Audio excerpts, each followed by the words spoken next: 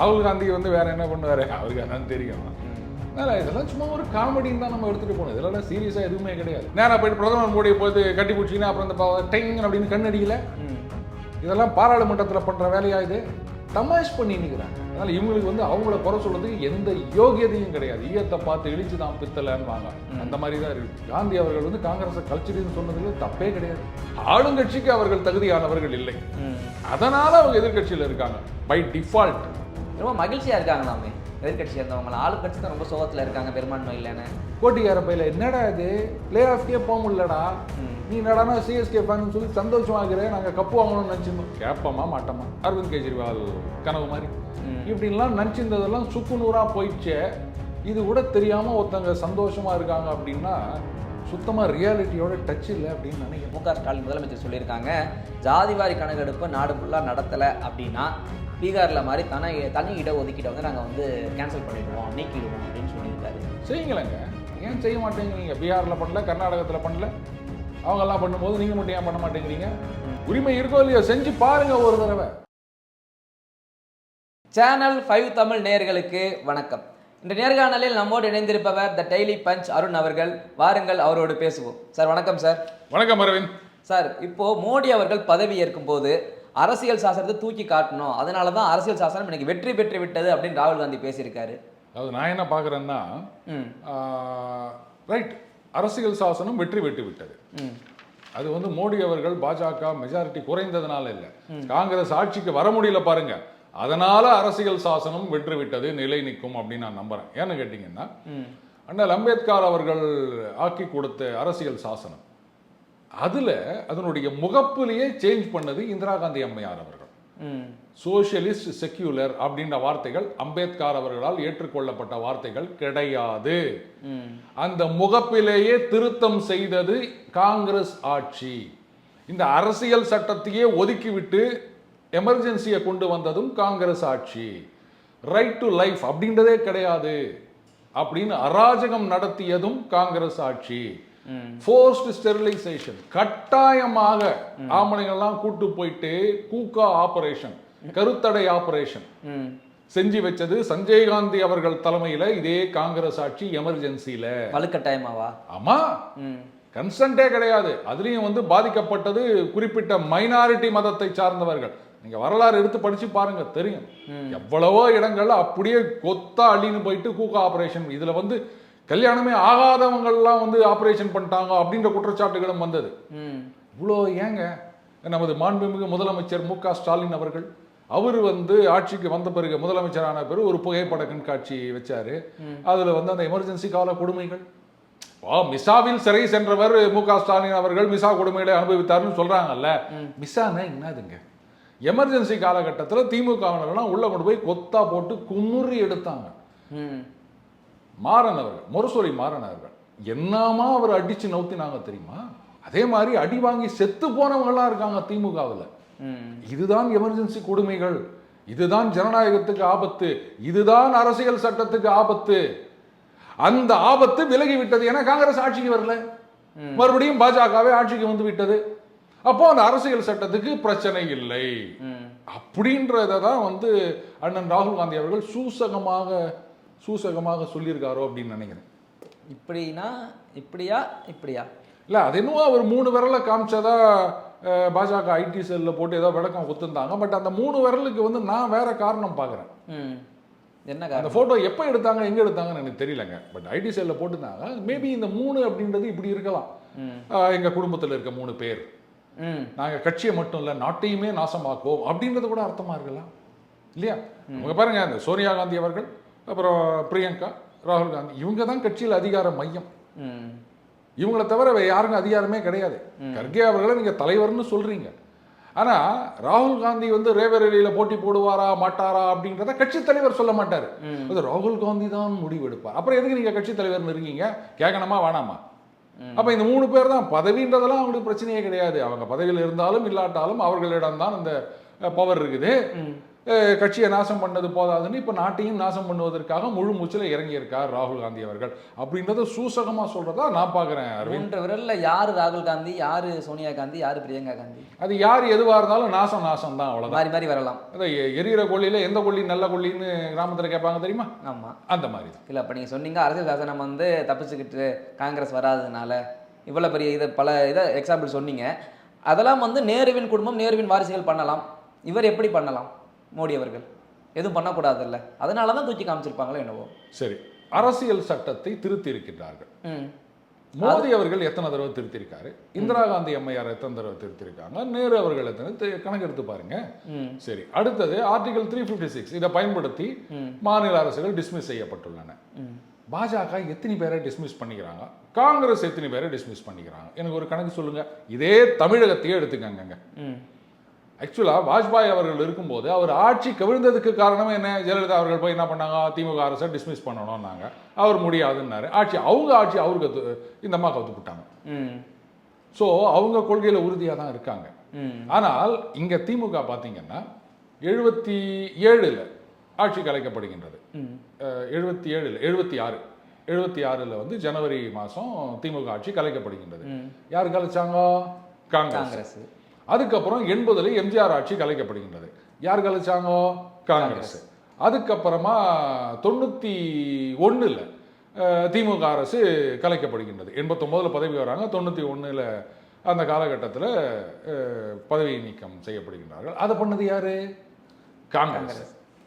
இப்போ சொல்லுங்க, அப்போ அந்த ஜனநாயகத்துக்கு விரோதமாக, அரசியல் சட்டத்துக்கு விரோதமாக, இல்லை மக்கள் கருத்துக்கு விரோதமாக நடக்கிறது யாரு? அப்ப இதெல்லாம் காங்கிரஸ்.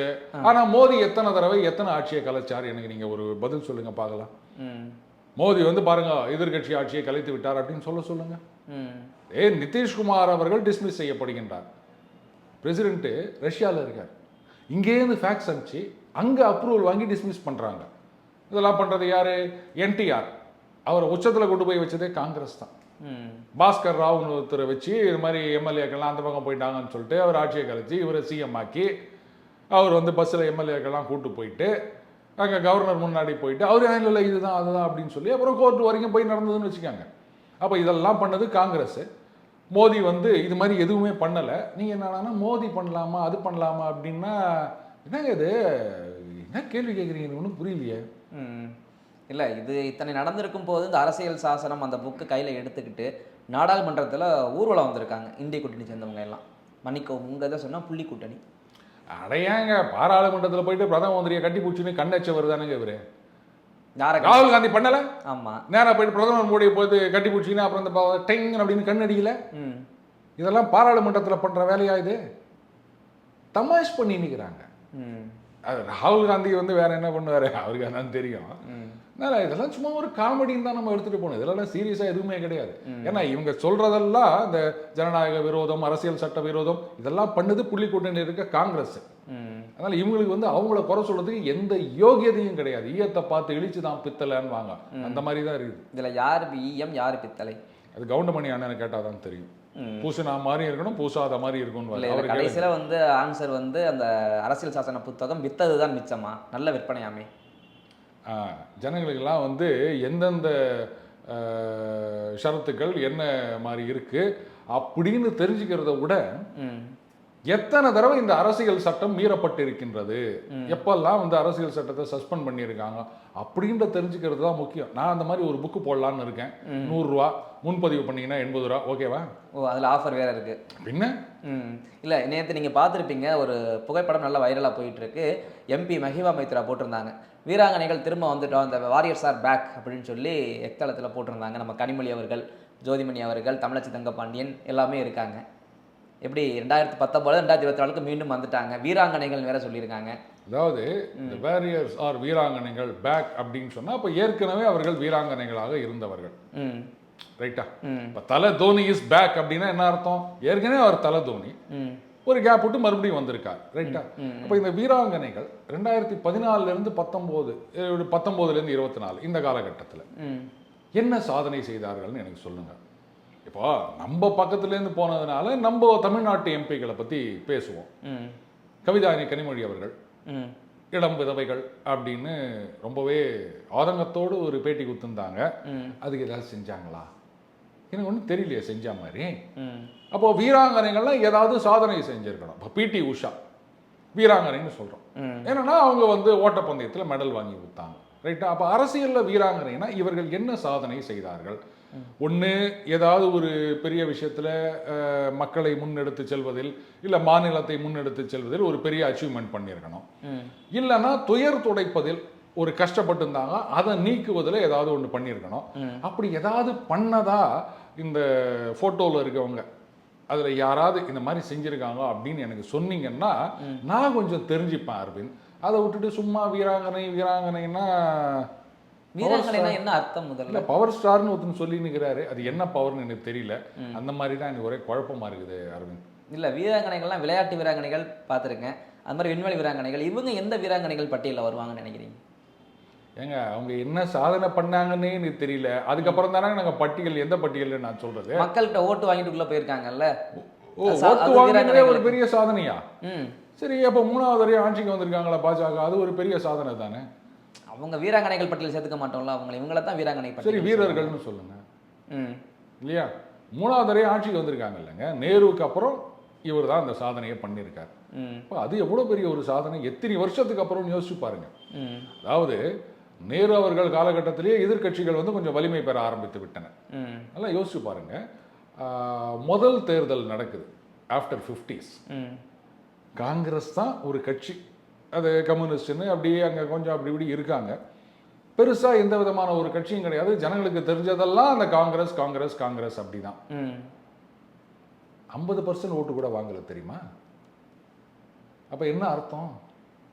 காந்தி அவர்கள் வந்து காங்கிரஸை கழிச்சிடுன்னு சொன்னதுல தப்பே கிடையாது. அவரே நல்லா தெரிஞ்சிருக்கு அவருக்கு. இந்த வந்து கட்சி நாசமா போகும், சுயநலம் பிடித்தவர்கள் கையில போகும் தெரிஞ்சுதான் அவர் கழிச்சிடுன்னு சொன்னார். அப்பவே 50% ஓட்டு வாங்க மாட்டேன். நான் என்ன சொல்றேன்னா, இப்பவாவது பலமான எதிர்கட்சிகள் இருக்கின்றன. 77ல கூட பாத்தீங்கன்னா ஜனதா அப்படின்னு ஒரு எக்ஸ்பெரிமெண்ட் வந்தது.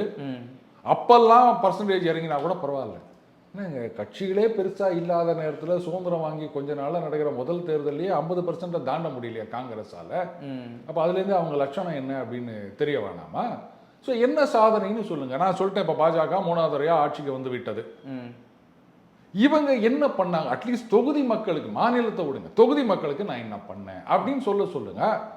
அப்புறமா நீங்க கேட்டீங்க இல்லையா, எந்த விதமான சாதனை பட்டியலில் கொண்டு வருது அப்படின்றத பத்தி நம்ம இல்லை, அவங்க எந்த பட்டியலில் வர்றாங்க அப்படின்றத தாண்டி எதிர்கட்சி அப்படின்ற வரிசைக்கு தகுதியானவர்களாக இருக்காங்கன்னு நினைக்கிறீங்களா? ஏன்னா ஒரு பிரதமர் அவர்கள் பதவியேற்க போது அமளியில் ஈடுபடுறது ஒரு சரியான முறைன்னு நினைக்கிறீங்களா? அவங்க பண்ணுறது எல்லாமே எதிர்கட்சி வரிசையில் உட்காந்து இண்டி கூட்டணி சேர்ந்தவர்கள் என்னைக்கு அவங்க சரியான முறையில் நடந்திருக்காங்க? நான் இதுக்கு தான் முதல்லயே இந்த கேள்வியை நான் முதலே பதில் சொல்லிட்டேன். பாராளுமன்றத்தில் போயிட்டு பிரைம் மினிஸ்டர் கட்டிப்பூச்சின்னு கண்ணடிக்கிறாரு.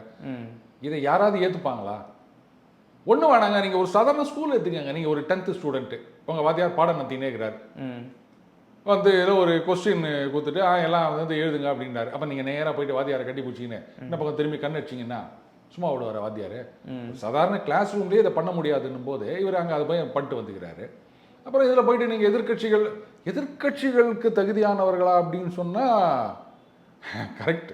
ஆளுங்கட்சிக்கு அவர்கள் தகுதியானவர்கள் இல்லை, அதனால அவங்க எதிர்கட்சியில் இருக்காங்க பை டிஃபால்ட். ரொம்ப மகிழ்ச்சியாக இருக்காங்களாமே எதிர்கட்சி சேர்ந்தவங்க. ஆளுங்கட்சி தான் ரொம்ப சோகத்தில் இருக்காங்க, பெரும்பான்மை இல்லைன்னு. இவங்க ரொம்ப மகிழ்ச்சியாக இருக்கதா சொல்கிறாங்களே. அதாவது கப்பு கையை விட்டு போனாலும் சந்தோஷமாக இருக்காங்க அப்படின்னு சொன்னால் அவங்களை நீங்கள் என்ன சொல்வீங்க? இந்த சிஎஸ்கே வந்து நம்ம அந்த பிளே ஆஃப்கே போக முடியலைங்க. அந்த நேரத்தில் நீங்கள் சந்தோஷமாக இருந்தீங்கன்னு சொன்னால் அப்போ அவங்கள என்னன்னு சொல்லுவாங்க? ஏய் கோட்டிக்கார பையில, என்னடா இது பிளே ஆஃப்கே போக முடியலடா, நீ என்னடானா சிஎஸ்கே ஃபேன் சொல்லி சந்தோஷமாகிற, நாங்கள் கப்பு வாங்கணும்னு நினச்சிருந்தோம். கேட்போமா மாட்டோமா? அப்போ ஆட்சி அதிகாரம் கைவிட்டு போய்விட்டது. 3வது முறையாக எதிர்கட்சியாக தான் உட்காரணும். மந்திரி பதவி கிடைக்கும், அவருக்கு அந்த பதவி கிடைக்கும். உள்ள போறவங்கலாம் வெளில வருவாங்க, வெளில இருக்கவங்கலாம் உள்ள போக மாட்டாங்க. அரவிந்த் கெஜ்ரிவால் கனவு மாதிரி இப்படின்லாம் நினச்சிருந்ததெல்லாம் சுக்கு நூறா போயிடுச்சே. இது கூட தெரியாம ஒருத்தங்க சந்தோஷமா இருக்காங்க அப்படின்னா சுத்தமா ரியாலிட்டியோட டச் இல்லை அப்படின்னு நினைக்கிறேன். இல்லை, இப்போ அரவிந்த் கெஜ்ரிவால் சொன்னீங்க, உள்ள போவாரா மாட்டாரா? அவர் என்ன போவாரா மாட்டாரா? இன்னைக்கு சற்று முன் வந்த செய்தி, டெல்லி கோர்ட் வந்து அவருடைய அந்த பெயிலை வந்து கேன்சல் பண்ணிட்டாங்க. லோயர் கோர்ட்டில் பெயில் கொடுத்துருந்தாங்க இல்லையா, ஆமா. அதில் வந்து facts are not appreciated properly அப்படின்ற மாதிரி ஒரு தீர்ப்பு கொடுத்துருக்காங்க. அதில் பார்த்தீங்கன்னா அந்த பெயில் கொடுக்கும்போது அந்த நீதிபதி சொன்னதா ஒரு செய்தி ஒன்று பார்த்தேன். 1000 பக்கத்துக்கு மேலே இருக்குது, இதெல்லாம் படிக்கிறதுக்கு யாருக்கு டைம் இருக்குது அப்படின்னு சொன்னதா ஒரு செய்தி. எப்படிங்க இதுதான் வந்து இப்போ இந்த தீர்ப்பில் சுட்டி காட்டியிருக்கேன். அப்ரிஷியேட்டிங் த ஃபேக்ட் அப்படின்னா you have to go through the entire case file and what are all the arguments or evidences அப்படின்றத பார்த்து தானே ஒரு முடிவுக்கு வர முடியும். ஸோ அந்த பெயிலை வந்து கேன்சல் பண்ணிட்டாங்க. அதனால அண்ணன் வந்து இப்போதைக்கு வெளில வரப்போவதில்லை. என்ன அவர் தான் சொன்னார், 4ஆம் தேதி ஆட்சிக்கு வந்தால் 5ஆம் தேதி நான் வெளில வருவேன் அப்படின்னாரு. 11 மணிக்கு பதவி ஏற்றா 11:05க்குன்னு ஒருத்தர் சொன்னார், அவரும் உள்ள இருக்காரு. 4ஆம் தேதி வந்தால் 5ஆம் தேதி வெளில வருவேன்னு சொன்னவரும் உள்ள இருக்காரு. என்ன ஒரு ஒத்துமை பார்த்தீங்களா? இதில் ஏதோ ஒரு சிங்க் ஆகுது இல்லை? ஆமாம், சொல்லுவாங்க சில வார்த்தைகளை சொன்னால் இப்படி ஆகும் அப்படின்னு. அந்த மாதிரி ஏதாவது இருக்கோ அப்படின்னு யோசிக்கணும் அரவிந்த். இல்லை, இவங்களெல்லாம் விட்டு தள்ளிடலாம். போன முறை 39 பேரோட நாடாளுமன்றத்துக்கு போனாங்க. இந்த வாட்டி 40ம் நமதே நாடும் நமதேன்னு போயிருக்காங்க தமிழ்நாட்டிலேருந்து கிளம்பி.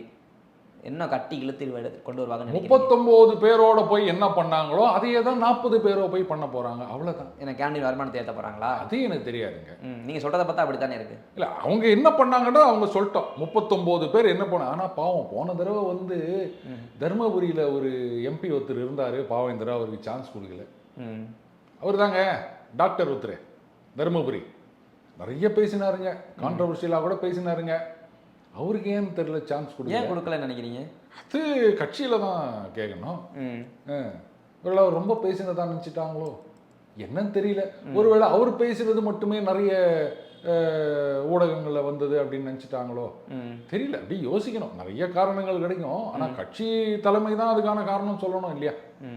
அதான் நான் சொன்னேன், 39 பேர் போய் நாங்கள் இது பண்ணோம் அப்படின்னு நீங்கள் சொல்லுங்கள். இப்போ ஆர்சிபி நாங்கள் எங்ககிட்ட கிறிஸ் கெயில் இருந்தாருன்னு அவரு அடி என்ன அடின்றீங்க எப்பா, அதெல்லாம் மனுஷனா ரோபோவான்னு தோணும். பொழந்து கட்டுவாருங்க. அவரை வச்சுக்கினே ஒன்றும் சாதிக்கலை. அப்புறம் டிவிலியர்ஸ் இருக்காரு. இப்போ மட்டும் சாதிச்சிட போகிறாங்களா? அதனால நாங்கள் 11 பேர் போனோம்னா போன சீசனில் இந்த 11 பேரை வச்சு என்ன பண்ணேன், அதையே தான் இந்த சீசன்லையும் 11 பேரை வச்சுன்னு பண்ண போகிறேன் அப்படின்னு நம்ம ஆர்சிபியை பார்த்து சொல்கிறோம். தமிழ்நாட்டை பார்த்தா உங்களுக்கு ஆர்சிபி மாதிரி தெரியுதா? இல்லை, இவங்க வந்து இப்போ ஆர்சிபி எதுவுமே செய்யலை, அது எனக்கு தெரிஞ்சிச்சிங்க. இவங்க செஞ்சது என்னன்னு சொன்னீங்கன்னா அப்போ நான் சொல்லலாம். அது உங்களாலையும் சொல்ல முடியல அப்படின்றதுனால நம்ம வந்து பூசினா மாதிரி இருக்கணும், பூசாத மாதிரி இருக்கணும்னு சொல்லுவாங்க இல்லையா?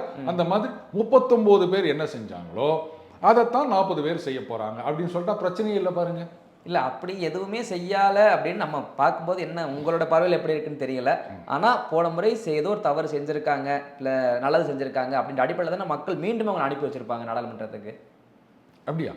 சரி, ரைட்டு. அப்போ என்ன நல்லது பண்ணாங்க இல்லை கெட்டது பண்ணாங்கன்றது மக்களையாவது சொல்லுங்கள். நீங்கள் சொல்லாட்டா பரவாயில்ல, மக்களாவது சொல்லட்டோமே. இவங்க வந்து இப்போ நம்ம தென் சென்னை எடுத்துக்காங்க, தமிழச்சி தங்கப்பாண்டியன் அவர்கள் அவர் இதை பண்ணாரு. அது மாதிரி அந்த வெள்ளம், ஐயோ சாரி வெள்ளம்னு சொல்லக்கூடாது, கடல் நீர் உட்புகா நீர், கடல் உட்புகா நீர், அது வந்து வந்தப்போ அவங்க உடனடியாக வந்து மக்களுக்கு தேவையானதெல்லாம் செய்தார்கள். அதுக்கப்புறம் அதிரடி நடவடிக்கை எடுத்து இந்த மாதிரி வரவே வராது அப்படின்னு இது பண்ணிட்டாங்க அப்படின்னு ஏதாவது சொல்லுங்க. அதே மாதிரி தயாநிதி மாறன் அவர்கள் சென்ட்ரல் மெட்ராஸ்ல பாருங்க வெள்ளம் வரது, ஐயோ மறுபடியும் சொல்றது, அந்த மழை வரத்துக்கு முன்னாடியே தயாநிதி மாறன் அவர்கள் வந்து ரோட்ல இறங்கிட்டாரு, மக்களுக்கு தேவையானதெல்லாம் செஞ்சார் அப்படின்னு சொல்லுங்க. வெள்ளம் சொல்றதுல என்ன தயக்கம் உங்களுக்கு? இல்ல, அது வெள்ளம் இல்லையா, அதாவது கடல் புகா நீர் அப்படின்னு யாரோ ஒரு அறிவுஜீவி சொன்னாருங்க. அதனால நாமளும் அப்படியே போயிடுவோம். இப்ப யாராவது கள்ளச்சாராயம் சொல்றாங்களா? சொல்லலையே.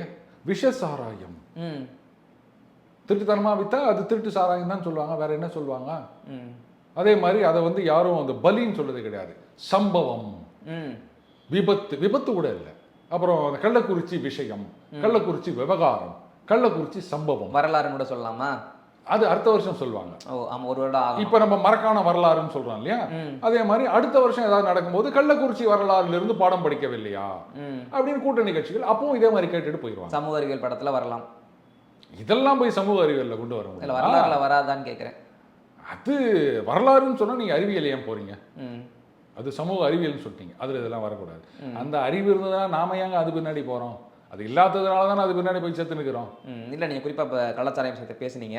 நானும் பாருங்க கள்ளச்சாராயம் சேம் தான் சொல்ல வரேன், அந்த அளவுக்கு டியூன் ஆயிடுச்சு. அப்படிப்பட்ட அந்த இதில் ஜேபி நட்டா அவர்கள் மல்லிகார்ஜுன கார்கேயை பார்த்து கேட்குறாரு, உங்களுடைய கூட்டணி கட்சியுடைய ஆட்சியில் தான் அப்படி நடக்குது, இதுக்கு நீங்கள் வாய் திறக்காமல் இருக்கீங்களே அப்படின்னு கேட்குறாங்க. இப்போ எங்கே போச்சு இந்த இண்டி கூட்டணி, அந்த காங்கிரஸ் எல்லாம்? இதுக்கு ஒருத்தர் கூட வாய் திறக்கலையே. கேட்டா அப்புறம் சீட்டு கொடுப்பாங்களா? எங்களுக்கு எப்படி எம்பி கிடைக்கும்? 10 என்ன நீங்கள் பேசுறீங்க? நீங்கள் பாட்டு சுலபமாக சொல்லிடுவீங்க. அதில் சந்தானம் சொல்லுவார், இதெல்லாம் நம்புற மாதிரியா இருக்கு, நம்பினாதான் சோறுனாரு தாத்தா, நீங்கள் எப்படி நம்பிட்டாங்க அந்த மாதிரி. இதெல்லாம் போய் கேள்வி கேட்க முடியுமா? அதே பாஜக ஆளும் மாநிலங்களில் கூட்டணி ஆளுநர்கள்னா அங்கே உடனே கோஷம் போட்டிருப்போம், இந்நேரம் பாராளுமன்றத்தையே ஸ்தம்பிக்க வச்சிருப்போம், வேற எந்த விஷயத்தையும் எடுத்துக்கூடாது, இதை பற்றி தான் பேசணும்னு சொல்லியிருப்போம். இது எங்க கூட்டணியில் இருக்க கட்சி? வாயே திறக்க மாட்டோம் நாங்கள். என்ன வேணா கேளு, அடிச்சு கேட்டா கூட சொல்லக்கூடாது அப்படின்ட்டு போண்டாமணி சொல்லிட்டு போவார் தெரியுமா? ஆமா, அந்த மாதிரி தான். நீ என்ன கேட்டாலும் நாங்க வாயை திறக்க மாட்டோமே, ஊடகங்களே வாயை திறக்கிறது இல்லை, நீங்க ஏங்க? அப்புறம் எல்லாரும் விவகாரம் இப்படிதான் சொல்லி நிற்கிறாங்க. மக்களுக்காக எதுவும் சொல்றது கிடையாது. அப்போ மக்களுக்காக ஊடகம் நடத்துறாங்க. என்ன பேசுறீங்க? யாரு நீங்க? அரசியல் கட்சியே மக்களுக்காக நடத்துறது இல்லைன்னு ஆயிப்போச்சு. நீங்க ஊடகத்தை போய் மக்களுக்காக எல்லாம் கேட்டு, நாங்களும் மக்களுக்காக தானே இப்ப நடத்திட்டு இருக்கோம். அதாவது நம்மள மாதிரி 4-5 பேர் வரட்டு தவளை மாதிரி கத்தி நிற்கிறோம், புரியுதுங்களா? அதனால தான் இன்னைக்கு வந்து இந்த மெயின் ஸ்ட்ரீம் மீடியா அப்படின்றது வந்து இன்னைக்கு மழை பெய்யுமா, நாளைக்கு ஸ்கூல் லீவா, ஸ்பெஷல் ரெயின் விட்டுக்கிறாங்களா, இதை பார்க்கறதுக்காகவும் அந்தந்த கட்சி சார்புடையவர்கள் அந்தந்த விவாதங்களில் அப்படியே நீ லூச்சு நான் லூச்சு அப்படின்லாம் இருக்கலாம், இதை பார்க்குற ஒரு என்டர்டெயின்மெண்ட்டாகவும் தான் பார்க்குறாங்களே தவிர மற்றபடி செய்திகள் அப்படின்றதுக்காக அதை யாரும் நம்புறதா இல்லை. அதனால் அதை வந்து தப்பு சொல்லாதப்பா, இல்லாட்டா நம்மள மாதிரிலாம் பேசிட்டு இருக்க முடியுமா? யாராவது பார்ப்பாங்கன்னு நினைக்கிறேன். இல்லை, இன்னொரு பக்கம் இப்போ மு.க. ஸ்டாலின் முதலமைச்சர் சொல்லியிருக்காங்க, ஜாதிவாரி கணக்கெடுப்பு நாடு ஃபுல்லாக நடத்தலை அப்படின்னா பீகாரில் மாதிரி தனி இட ஒதுக்கீட்டை வந்து நாங்கள் வந்து கேன்சல் பண்ணிவிடுவோம், நீக்கிடுவோம் அப்படின்னு சொல்லியிருக்காரு. ஜாதிவாரி கணக்கெடுப்பு கண்டிப்பாக நீங்கள் நடத்தியே ஆகணும் நாடு முழுக்க அப்படின்னு சொல்லியிருக்காரு. அது எப்படி வரவேற்கத்தக்கதா? ஏன் தமிழ்நாட்டில் இவர் நடத்த வேண்டியது தானே? யார் தடுத்து நிறுத்தினாங்க? ஏதோ நீதிமன்றம் அந்த மண்டலத்தில் எது ஸ்டாப் பண்ணிடுச்சா? அது மாதிரி பீகாரில் ஜாதிவாரி கணக்கெடுப்புக்கு தடை கொடுக்கவில்லை. நல்லா யோசிக்கணும். முதல்ல வந்து இவர் ஆரம்பிச்சாருங்க, அது அப்படி 2-3 நாள் போயிட்டு இருக்குங்க. அப்புறம் கோர்ட்டுக்கு போனாங்க, கோர்ட்டில் வந்து ஸ்டே கொடுத்துட்டாங்க. அதுக்கப்புறம் அந்த ஸ்டே வெக்கேட் பண்ணிட்டு கோர்ட் வந்து நீங்க இந்த சென்சஸ் எடுக்கலாம் அப்படின்னு சொல்லிட்டாங்க. ரைட்டா? ஸோ ஜாதிவாரி கணக்கெடுப்பு அப்படின்றது பீகார்ல நடந்து முடிந்து விட்டது. வரிசையா எந்தெந்த ஜாதியில என்னென்ன பிரிவில் எத்தனை % இருக்காங்க அப்படின்ற கணக்குகள் எல்லாம் தாக்கல் செய்யப்பட்டு விட்டன. அக்டோபர் 2ஆம் தேதின்னு நினைக்கிறேன், கடந்த வருடம் தாக்கல் செய்தார் நிதிஷ்குமார் அவர்கள். ஸோ அதில் எந்த இதுவும் இல்லை, அதை பண்ணுங்களேன், யார் வேணான்னு சொன்னது? அதுக்கு எந்த தடையும் இல்லையே. நீங்கள் வந்து மத்திய அரசாங்கம் நடத்தணும்னு சொல்கிறீங்க, பண்ணி பாருங்க. மாநில அரசாங்கத்தின் உரிமை அப்படின்னும் போது ஏன் விட்டு? உங்களுக்கு கஷ்டமாக இருக்கா என்னவோ, அதனால தான் எங்கள் மத்திய அரசு சொல்லிட்டு இருக்காங்க. என்ன கஷ்டம்? நடத்துறது செலவாகிடுவோம், அதுக்காகவோ என்னவோ.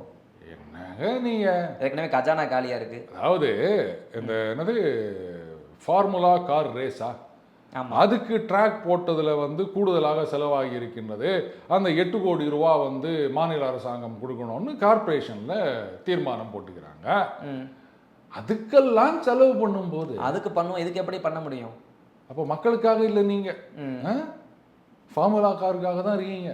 நல்லா இருக்கு, இப்படியே சொல்லிட்டு போயிருங்களேன். நீங்கள் திமுக அரசை பற்றி நீங்கள் கேட்குறீங்களா? இல்லை, நீங்கள் சொன்னதை நான் சொல்கிறேன். அதுக்கு வந்து 8 கோடி அதிகமாக செலவானாலும் பண்ணியிருக்கீங்கல்ல, இந்த மாதிரி பண்ண வேண்டியது தானே. பாமக கேட்குறாங்கல்ல, செய்யுங்கள. மாநிலத்தின் உரிமை, எல்லாத்துக்கும் மாநிலத்தின் உரிமை பாருங்க, மாநில சுயாட்சி சொல்றீங்கல்ல, அப்ப செய்யுங்க. பாமக தான் வந்து இப்போ பாஜக கூட்டணியில் இருக்கான், அங்கே சொல்லி நீங்கள் நடத்த சொல்லுங்க அப்படின்னு சொல்லி முதல்வர் சொல்றாரு. அப்போ மத்திய அரசாங்கம் சொன்னாதான் தமிழ்நாடு அரசு இயங்க வேண்டும், இவங்களா தனிச்சு இயங்க மாட்டாங்களா? செய்யுங்களேங்க, உரிமை இருக்கோ இல்லையோ, செஞ்சு பாருங்க ஒரு தடவை. அந்த தைரியம் ஏன் இல்லை? அதான் எனக்கு புரியல. செய்யுங்க. மத்திய அரசாங்கம் வந்து எப்படி செய்யறேன்னு கேட்டா அப்ப நீங்க பதில் சொல்லுங்க. மாநில உரிமையை நிலை நாட்டுங்கள். அரவிந்த், ஏன் நாட்டம் மறுக்கிறீர்கள்? நாட்டம் இல்லையா? நாட்டம் இல்லையா? நாட்ட முடியலையா அவங்கனால?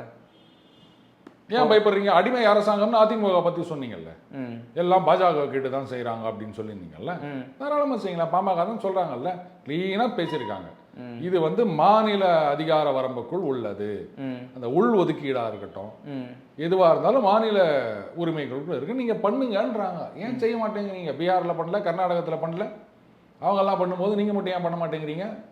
அதிமுகவே அடிமை அரசுன்னு சொன்னாங்க, திமுக அதை எப்படி நாங்கள் வெளில சொல்லிப்போம், மற்றவங்க தான் சொல்லணும். ஓகே சார், உங்கள் நேரத்தை ஒதுக்கி பதில் தந்தமைக்கு ரொம்ப நன்றி. தொடர்ந்து பேசுவோம். நன்றி அரவிந்த்.